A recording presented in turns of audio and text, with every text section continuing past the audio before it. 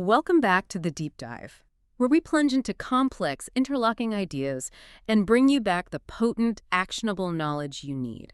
Today, we're wrestling with something I think everyone feels, at every level, from the office all the way up to global politics Absolutely. We're talking about respect, authority, and power. and how it all works, Yeah. how it's asserted, how it's maintained, and crucially, how it's lost. That's right. I mean, whether you are struggling to just get a word in during a meeting, or you're feeling dismissed by a colleague who's always late, or maybe you're just trying to figure out why two countries are bitterly arguing over a comma in some treaty from 50 years ago. It's all the same struggle, isn't it? It's the Mhm. struggle for recognition and influence.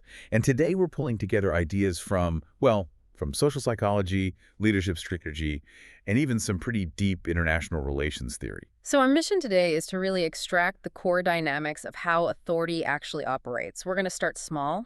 Yeah, on the personal psychological level, like how losing respect creates this negativity, this cynicism inside you. And then we'll scale it up to the strategic level. How do you actually assert yourself effectively? How do you get that self-possession? And then finally, we'll look at the big picture, how the formal or informal presence of respect shapes global diplomacy, how states deal with each other. And there's a central paradox here that I think connects all these different scales, from you setting an emotional boundary with someone to a state, defending its actual border. What is it? It's that authority isn't just about raw power. It's not just brute force or some legal definition. It's fundamentally about perceived power. Okay, I see where you're going. And it's also about the calculated acceptance of mutual limits. Exactly. That single idea applies just as much to a manager dealing with a difficult employee as it does to two rival nations signing an arms control treaty. Right. So by the end of this deep dive, you should have, some real tools for self-improvement, knowing exactly how to handle disrespect, but also a much deeper understanding of why world events happen the way they do. Okay, so let's start on that personal level, because when you experience disrespect, it's so much more than just having a bad day, right? Oh, absolutely. It's far more insidious than a temporary sour mood. Hmm. We've been looking at the psychological process that connects being treated poorly to developing a really cynical worldview. What's so fascinating is that it's not a one-off event. It's a cycle. It's a full-blown, vicious, self-perpetuating cycle. The research on this is really consistent. Experiencing repeated disrespectful treatment, it significantly contributes to a person developing a deep, often generalized, cynical view of the world. And that's where the spiral really picks up speed, isn't it? Because Yeah. once you have that cynical view, that belief that, most people are just selfish and unfair, it actually makes you more likely to experience disrespect in the future. That's the toxic feedback loop right there. It just spirals downward. So what's the mechanism? How does that work? It's a process of psychological generalization. So when someone is treated disrespectfully, let's say a colleague constantly interrupts them in meetings, or their manager just ignores their input. Yeah. They don't just judge that one person. They tend to generalize that negative experience. They take a few bad interactions, and then they apply that judgment broadly. So it's not just my boss is having a bad day. No. It becomes everyone is terrible and everyone is out to get me. And that's the real danger of having your sense of respect eroded. It damages your fundamental expectations of the world. And this distorted, cynical view can actually become a self-fulfilling prophecy. How so? How does my own internal cynicism provoke bad behavior from other people? I could just be, quiet and resentful. Well, if you go into every conversation expecting the other person to be selfish or immoral, you suddenly change your own behavior. You become less trusting. Maybe you're more defensive or even a little bit hostile without realizing it. You're putting your guard up. You're putting your guard up. Your language might become clipped. Your body language closes off. You just have this air of skepticism. And that projection of cynicism, it naturally provokes a negative or even a disrespectful response from others. It's like you're walking into a room with a shield up and people react to the shield. Precisely. And that reaction confirms your original suspicion that the world is a hostile place. And this loop, I think, really helps explain why we're seeing this perceived rise of cynicism and disrespect in a lot of societies today. So disrespect isn't just an isolated event. It's often a symptom that's tied to your own expectations of how people behave. If you feel like you're universally disrespected, it might be time to look inward and ask, am I accidentally setting the stage for this? That's a really profound why. And let's bring this idea into a place where it's incredibly relevant. the workplace. Leaders have to get very, very good at recognizing and understanding disrespectful behavior because that cynicism cycle can spread like a virus through a team. And this behavior, it's usually not that subtle, is it? It's pretty visible. It's aimed right at undermining the authority structure. Oh, absolutely. We see it in actions like, actively interrupting a manager during a presentation, that demonstrative yawning, making snarky or rude answers to questions. The loud sigh when a task is The assigned. loud sigh, the huffing, gossiping about people behind their backs, or even just chronic tardiness, all of these things are calculated, whether consciously or not, to erode the leader's authority and signal that discontent to the rest of the team. But there's a really crucial distinction here, one that I think separates the effective leaders from the merely reactive ones. What's that? It's the difference between true disrespect, which is about undermining the hierarchy, and what might just be a critical attitude.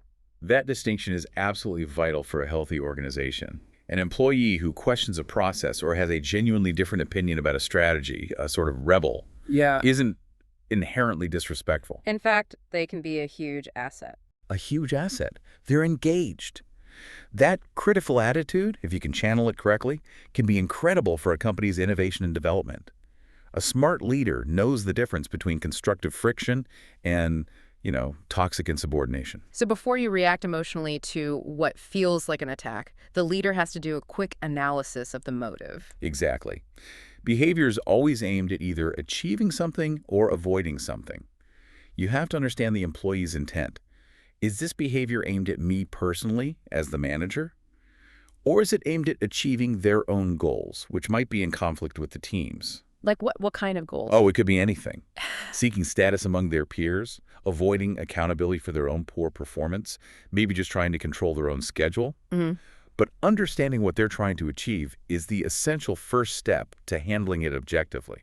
If you take it personally, You've already lost. you've already lost the game of authority. Okay, so let's map out the strategies for leaders who are facing this kind of systematic disrespect. Let's say the 5 key steps to go from being a reactive victim to a sovereign manager. Step 1. Act immediately. If the behavior is systematic or it's public, you have to act fast. Disrespect is contagious. You've got to stop that toxic behavior from infecting others or spreading cynicism. So the response needs to be visible. It needs to be visible. Whether you address it openly in front of the team or you pull them aside immediately after, any delay just normalizes the behavior. And step 2 is just foundational to projecting authority. Maintain professional composure. This cannot be stressed enough. You cannot drop down to the offender's level. You have to remain calm, respectful, objective. The moment a manager shouts back or gets into a petty argument, they just lose all credibility. They look like a petulant child. Exactly. And they undermine the very authority they're trying to assert. Sovereign authority is always calm under fire. Okay, so step 3 is about the choice between a private or public clarification. Right. And a one-on-one conversation is almost always the best place to discuss the underlying issue and to give criticism.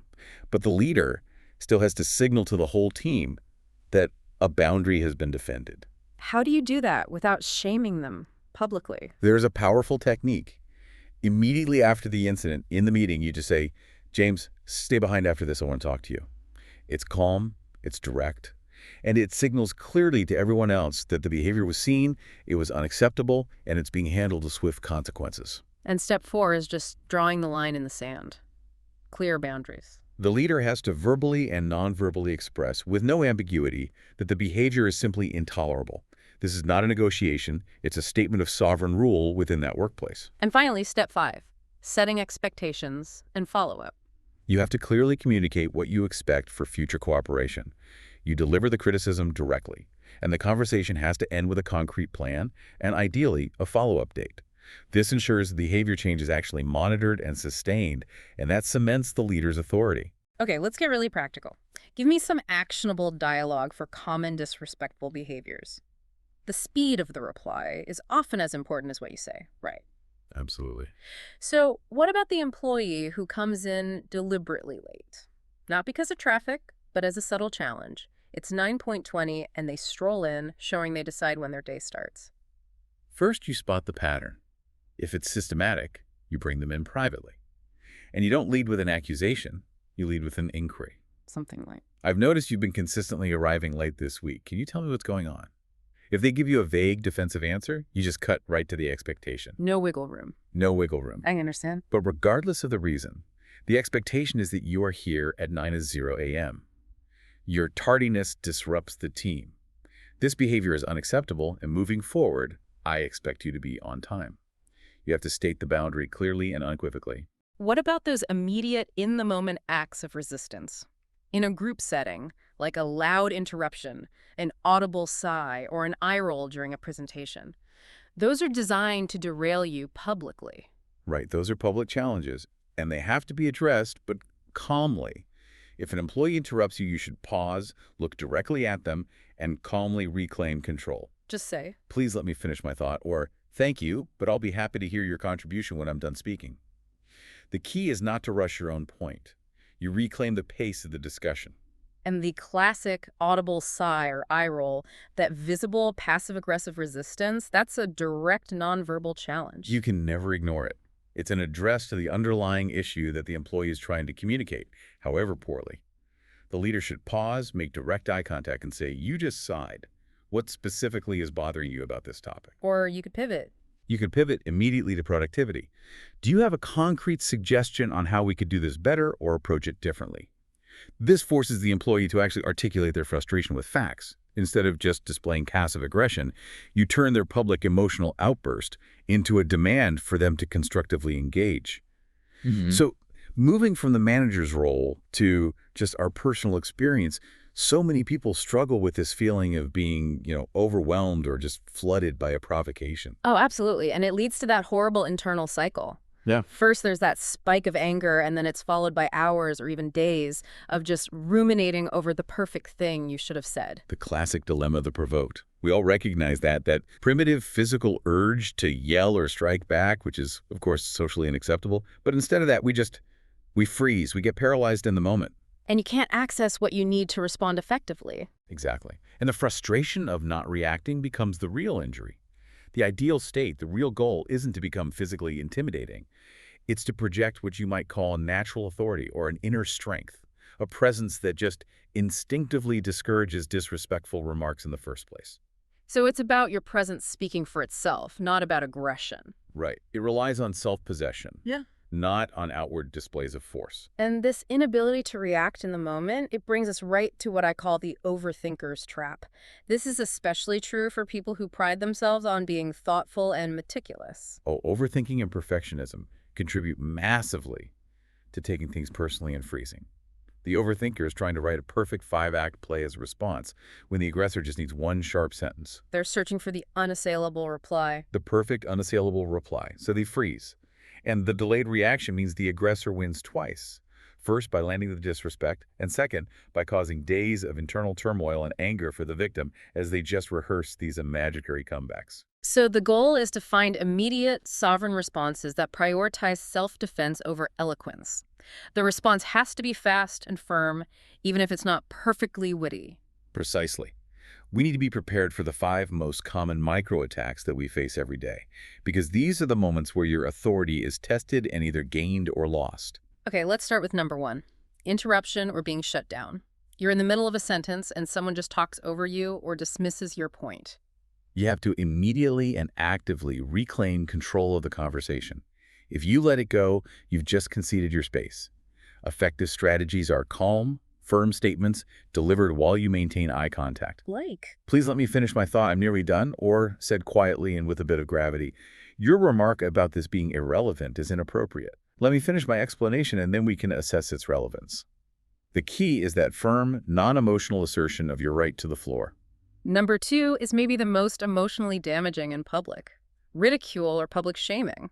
Making fun of a mistake or bringing up something embarrassing just to get a laugh. This kind of thing, which is often disguised as just joking, simply cannot be tolerated, especially professionally. Your response needs to be cool and measured, and it needs to throw the situation back at the aggressor, making them accountable for the uncomfortable atmosphere they just created. So you could ask, coolly, You find that funny. What specifically is amusing you about this? Or state, very seriously, "I find it unpleasant to be showcased this way. If you have a legitimate issue with me, we can discuss it objectively." what if you need a second to think? If you need time, Sometimes the most powerful response is just silent fixation. You simply stare the person down without lowering your eyes until the silence becomes heavy. Then you just move the conversation forward without even acknowledging their comment. It signals their behavior was noted and dismissed. Okay, number 3, humiliation, which often involves demoting or ignoring. This is the subtle stuff. Being deliberately left standing while everyone else sits, or being handed a belittling task like being asked to get coffee when you're a senior manager. First, you have to recognize the psychology behind it. The aggressor often has low self-worth and needs to belittle others to feel superior. Taking it personally is exactly what they want. So instead, you change the situation to your advantage. You assert your needs. If you're left standing, you take control by asking calmly and directly, "May I sit down?" You normalize the situation. If they hand you a demeaning task, you can reframe it with confident grace. You could say, "That's not my main duty for this project, but I'd be happy to get the coffee now," and then we need to circle back to the Q3 projections. So you acknowledge the request, but subtly reinforce your actual status. Exactly. Fourth, being passed over or ignored. Your opinion is dismissed or the conversation just moves on as if you never spoke. This happens all the time in big meetings. In that situation, assertive interruption is necessary, but it has to be constructive. You have to interrupt the flow to reintroduce your point. "Hello, I'd like to contribute my perspective here," or "It seems my point about the marketing budget was overlooked. I'd like to reemphasize it before we move on." You're claiming your space. You're claiming your space and forcing the group to acknowledge your contribution. You're demanding the respect of being heard. And finally, number 5, being stood up or having someone cancel last minute. It's a clear signal that the other person thinks their time is more valuable than yours. And that directly challenges your authority over your own time.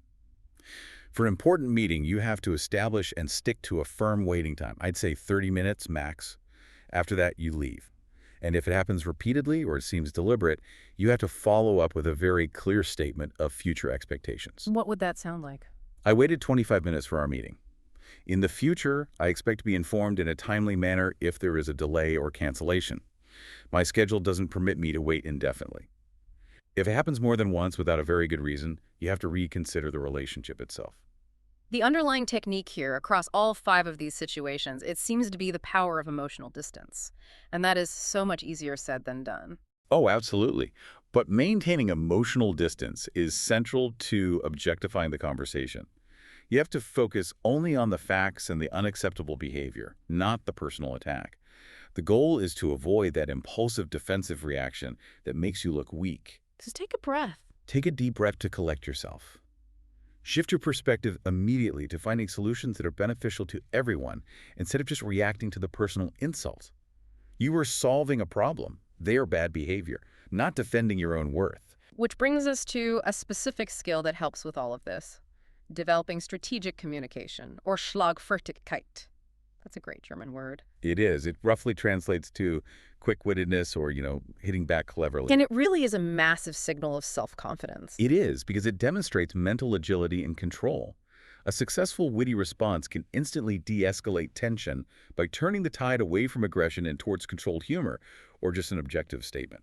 But a lot of people feel like this is a natural talent. You're either born with it or you're not. Can you actually train yourself to be quick-witted in those high-stress moments? It absolutely can be trained, but it requires practice outside of the pressure cooker. You can use techniques like rapid-fire word association, just replying instantly with the first clever word that comes to mind, or role-playing realistic scenarios with a friend. So you simulate the attacks? You simulate the attacks. The key is to practice formulating these witty, humorous, or deflecting responses so they become almost muscle memory in the heat of the moment.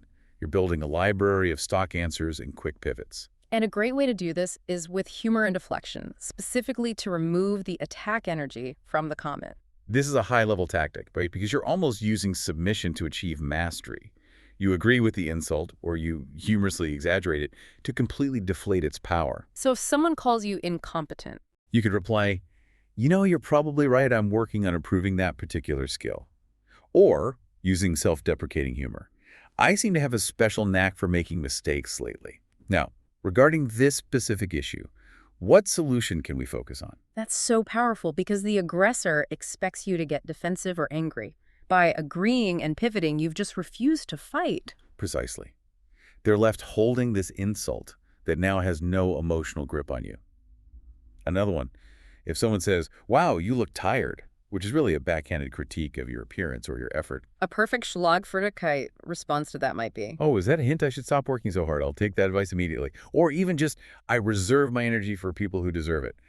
The humor disarms, the pivot changes the subject, and you maintain your composure and your ultimate authority. Okay, so now let's take that entire dynamic, the assertion of individual authority, negotiating respects, setting boundaries, and apply it to the grandest stage possible, the state. The core concept here is sovereignty. It's the perfect link because the logic is identical. Only the stakes become, well, existential. If personal sovereignty is about defining my emotional boundaries, how does a massive organization like a state define its physical and legal boundaries against its rivals? Right, and sovereignty is often seen as this one big thing, but we have to understand its duality. First, there's internal sovereignty. That's the state's exclusive monopoly on force within its own territory. It dictates law, it maintains order over its subjects, it can arrest people, tax them, enforce its rules without challenge. And then there's the other side. Then there's external sovereignty, which is its absolute independence from external wills. It answers to no higher global authority. And here's where that personal paradox echoes perfectly on the global scale. A state's power internally is only limited by its own territory, but its very boundaries are defined and limited by the existence of other sovereign powers. That's the inherent conflict that's just built into the international system. The relationship between states is fundamentally one of mutual negation. Each sovereign power, just by existing, invalidates the other's claim to absolute, undisputed control over the whole globe. So sovereignty isn't just a given right that you have. No, it's not a passive right. It's an ongoing, never-ending, active process of asserting power externally, and it's often backed by the threat of violence. And that explains the first duty of any state, which is always maintaining external security against rivals. This is why states invest so much in armies, advanced weapons, intelligence, far beyond what they need for just internal policing. Right. They recognize their very existence, and their borders are constantly being contested by their neighbors. But modern states are not just territorial defenders. They're driven by a very specific economic imperative. This is the economic raison d'etat. Tell us more about what that means in practical terms. Modern states, especially capitalist ones, base their entire existence on the mandated growth and multiplication of private property and capital, which is measured in money. The pursuit of wealth growth economic expansion is their fundamental political purpose. If the economy stagnates, the state risks collapse. But the potential for wealth doesn't stop at the border. Resources, labor, markets, they exist all over the world, so the state's economic mission is inherently global. Exactly. And this is the crucial point. The state's own territorial limits become a profound barrier to its economic interest. Its capital needs new places to go, new opportunities for growth beyond its borders. To access the resources and capital outside its control, say, to drill for oil in another country or sell cars in a foreign market, a state has to engage with the other sovereign power that controls them. So foreign policy isn't really about lofty ideals or cultural exchange at its core. It's the effort to make the resources and even the sovereignty of other countries usable for your own national enrichment. And that requires securing cooperation and consent, despite that fundamental opposition that's inherent in their sovereign nature. That is the diplomatic balancing act. How do I leverage your sovereignty for my gain while still respecting your ultimate right to say no? Which leads us directly to how they formalize this uneasy respect, the mechanism of recognition in treaties. Recognition, then, is the state-level equivalent of just acknowledging a rival's strength. It's the formal acceptance of the other power's sovereignty as a modus vivendi, a necessary way of living together. States concede the other's power as a legal boundary to their own interest. And because sovereign powers know no law above themselves, they are the highest authority, they have to create the appearance of a legal relationship. We call that international law. Right, and this process turns their exclusive, potentially limitless national will into a system of conditional permission. They set up a system where I allow you into my market if you allow me into yours. And we have to be absolutely clear how different this is from a contract between two citizens. Citizens are subject to the laws of the state. That's the key distinction. Treaties between states don't rely on some pre-existing law. The states create the law. They mutually grant each other rights and set the terms. They are legislative acts, not subordinate agreements. And this emphasis on the state creating the law, that's why the signing ceremony always emphasizes the sovereignty reservation. What does that term really imply? It implies that the state remains the ultimate granting power. It's reaffirming that its commitment is voluntary and conditional. When a state reserves its sovereignty, it's basically installing an escape clause. It's reminding everyone that this treaty only exists as long as it serves our national interest. We bind ourselves today because it's useful, and we retain the ultimate right to unbind ourselves if our interests change. Exactly, which is why these contracts have to reflect that fundamental instability. Treaties contain clauses for revocation, non-compliance, deadlines, renegotiation. Adherence is never confused with lasting agreement on the results, especially when the economic landscape is always changing. And this inherent instability leads us right onto the diplomatic battleground. Disputes over treaties are not failures of the system. They are baked into it. They're inevitable, because the outcome of a treaty, a free trade zone, say, often benefits one side more than the other. If that free trade zone results in a massive, sustained trade deficit for one partner, they're going to feel exploited. The initial purpose of the deal is constantly being challenged by the unequal results. And this is where the famous hypocrisy of claiming good faith or Glauben comes in. It feels like a diplomatic fiction. It is a functional fiction. Yeah. States will claim they are upholding the treaty in good faith, while at the same time aggressively trying to reinterpret or minimize their obligations to mitigate the national harm the treaty is causing. So diplomacy becomes this art of conveying absolute seriousness about the disagreement over the substance of the deal, While also affirming the continued desire to maintain the useful form of the relationship. So if I'm arguing that our trade deal is killing my industry, I have to frame it perfectly to suggest that the deal itself is the problem, not the underlying relationship. Precisely. The conflict is managed through its form. You make sure your challenge to the agreement is not intended as a challenge to the sovereign legitimacy of the other country. If I question your legitimacy, we're moving towards war. If I question the terms of the deal, we stay in the diplomatic arena. And that's the perfect transition to how interpretation itself becomes a powerful weapon. If a treaty is causing harm, they'll argue it's failing its goal and purpose. By reserving the right to interpret a treaty in the light of its goal and purpose, states give themselves enormous legal wiggle room. They can invoke the contract itself to justify not complying or to extend their rights beyond what was originally agreed. The conflict becomes a competition of divergent legal interpretations. And ultimately, all this economic success and competition leads to a system defined by dependence and coercion. It's the natural result. When states pursue wealth, some accumulate far more than others. The powerful states become dependent on continuing the relationships they exploit, while the weaker states become dependent on those same relationships for their own relative growth. And this established dependence is then used as leverage. That's coercion or pressing. Coercion is just demonstrating the potential damage of interrupting relations to compel a partner to revise the agreements in your favor. It's not a military threat, it's an economic one. Imposing tariffs, blocking access to materials, freezing assets. The powerful state is threatening to disrupt that profitable, dependent relationship to get new concessions. And beyond these specific deals, states are constantly assessing the overall state of relations. This sounds like a high-stakes, ongoing performance review of their partners. That's an excellent analogy. It's a continuous assessment that gauges the partner's pliability and reliability. How willing are they to accept these dependencies and subordinate their sovereign will, even just a little, to our interests? And this is why seemingly absurdly simple gestures, a handshake, the timing of a phone call, giving an ambassador the cold shoulder, become so significant. Those signals communicate critical information. They reveal how seriously an issue is being taken, its overall importance, and crucially, the other side's willingness to push the fundamental boundary of mutual respect.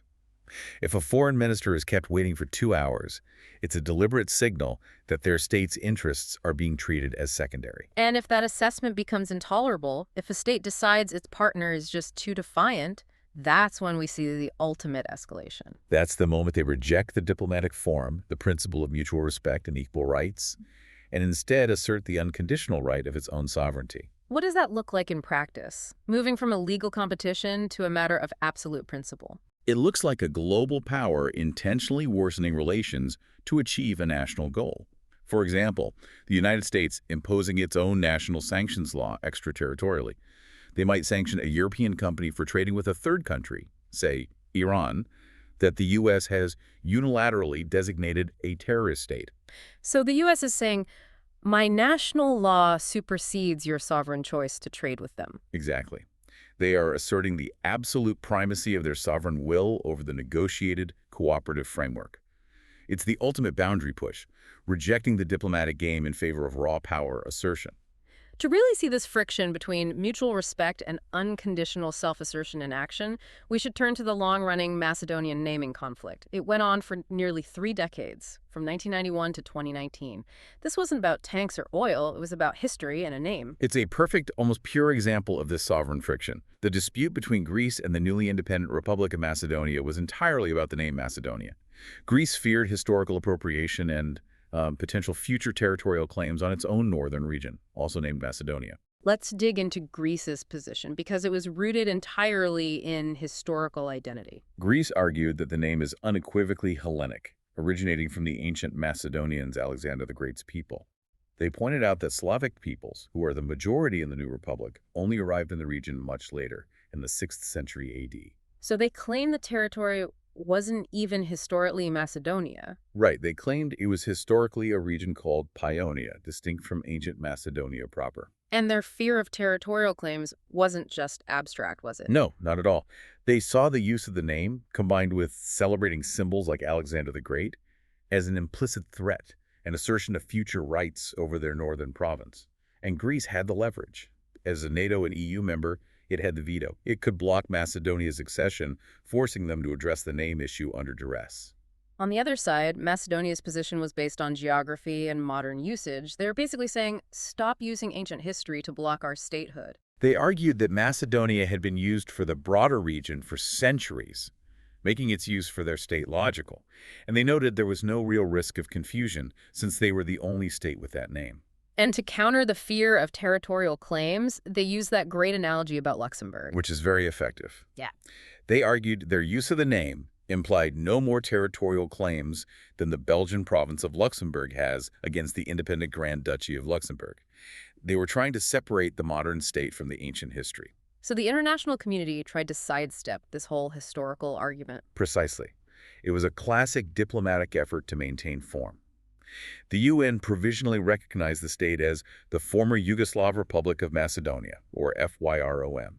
It was a cumbersome, non-identity name designed just to manage the dispute and keep the country functional in the system. But that provisional name created chaos because it only applied to international organizations. Yes, which led to a dual standard. Bilaterally, major powers, the US, Russia, China, recognized the country simply as the Republic of Macedonia. So Greece was fighting this diplomatic battle in Brussels and the UN, while the country was already being recognized by the very powers Greece depended on. The path to resolution was really defined by leveraging those economic and security dependencies we talked about. The friction intensified when Skopje engaged in its own symbolic self-assertion like naming its main airport after Alexander the Great. Greece saw that as a direct appropriation of Hellenic symbols and maintained its veto against NATO and EU accession.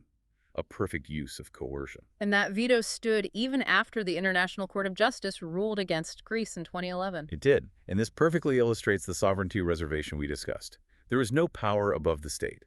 Greece essentially said, we recognize the court's finding, but our sovereign national interest, backed by our position in NATO, requires us to maintain this veto, regardless of international legal opinion. So the veto proved that a nation's political leverage can trump international law when core security interests are at stake. Right. So the UN envoy, Matthew Nimitz, had to find a compromise name that didn't just affirm the country's existence, but actively limited its sovereignty in space.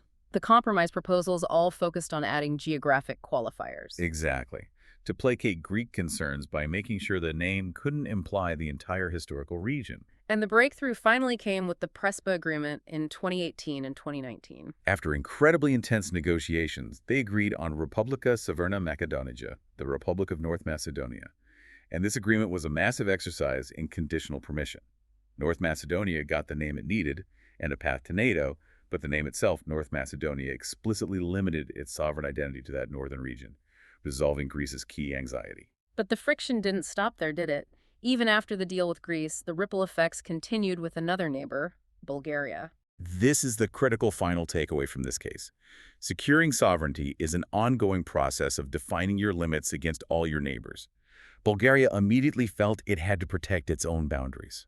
They required a separate, explicit statement to NATO to ensure the new name referred only to the former Yugoslav Republic and not to any geographical parts within Bulgaria's sovereign territory. So they wanted to prevent any future subtle diplomatic claim that North Macedonia might imply claims against Bulgarian territory. Exactly. Every neighbor had to test the limits of this new identity to protect their own borders.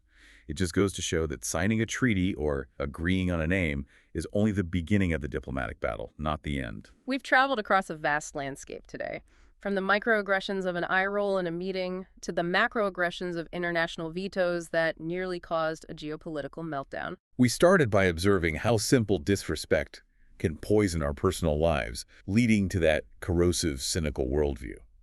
And we established that handling provocation really requires self-possession, strategic clarity, and sometimes the deft use of humor, that Schlagfertigkeit. Then we scaled it up.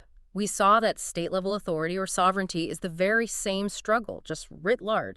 It's a nonstop, competitive process of defining and defending power, and it's all formalized through diplomacy, which is really just the handiwork of competition. And the universal currency of power, whether it's between individuals or nations, isn't defined by absolute self-sufficiency. It's defined by the successful management of mutual dependence. You gain authority by defining the terms of interaction, not by avoiding interaction altogether. Whether you are a sovereign power facing down a trade challenge or a sovereign individual facing a public humiliation, you assert yourself by making the other party's interaction with you conditional on respecting your limits. And you use your success, your status, your performance, your leverage to enforce those conditions. So here's something to really reflect on as you go forward. If the entire solemn structure of international relations, all the treaties, the diplomatic immunity, the endless pursuit of influence, is merely the art of conveying that the difference being brought up is not intended as such, meaning we prioritize the form of the relationship over the substance of the disagreement. Then how much of your own perceived authority in your personal and professional life is built purely on the form you choose for delivering your necessary self-assertion? The moment you lose your composure, you've lost the diplomatic battle. The next time you face a provocation, just consider whether you are managing the form of the conflict in order to maintain the overall relationship, just as diplomats must. That choice of form, that calculated self-possession in the face of conflict, that is your ultimate tool of authority.